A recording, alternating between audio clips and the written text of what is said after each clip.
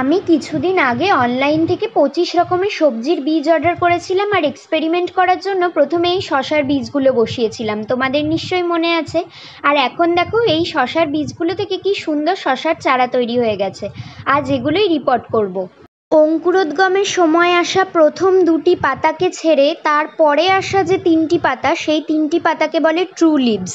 আর যতদিন না বীজ জার্মিনেশনের পর এই ট্রু লিভস আসছে, সেই চারা কিন্তু রিপোর্টিংয়ের জন্য রেডি নয়। আমি একটি বাঁশের খুঁটির পাশে গর্ত করে নিয়েছি এই চারাগুলোকে বসানোর জন্য, যাতে পরবর্তীতে এগুলোকে মাচাতে তুলতে সুবিধে হয়। এরপর আমি কাগজের কাপটা ছিঁড়ে নিয়েছি আর দেখো কি ভালো রুটসের গ্রোথ হয়েছে।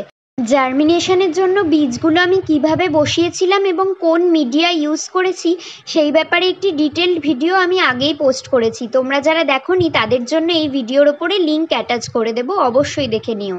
আর সব শেষে তোমাদের দেখাই আমার ছাদ বাগানে থাকা এই কাগজ ফুলের গাছটি। প্রায় 1 বছর আগে ডাল থেকে আমি চারা তৈরি করেছিলাম। এর আগেও বহুবার ফুল হয়েছে, তবে এইবার এত বেশি ফুল হয়েছে এই একটি গাছই আমার পুরো ছাদ বাগানকে আলো করে রেখেছে। কাগজ ফুলের এই আইডিটির নাম হলো টেক্সাস কিং এবং এই আইডিতে কিন্তু রিপিটেড ব্লুমিং হতেই থাকে আর ফুলের রঙটাও এত সুন্দর, ছাদে গেলে সবার আগে এই টবের দিকেই নজর যাচ্ছে, ঠিক যেন একটা জীবন্ত ফুলদানি। চলো আজ আসছি, টাটা।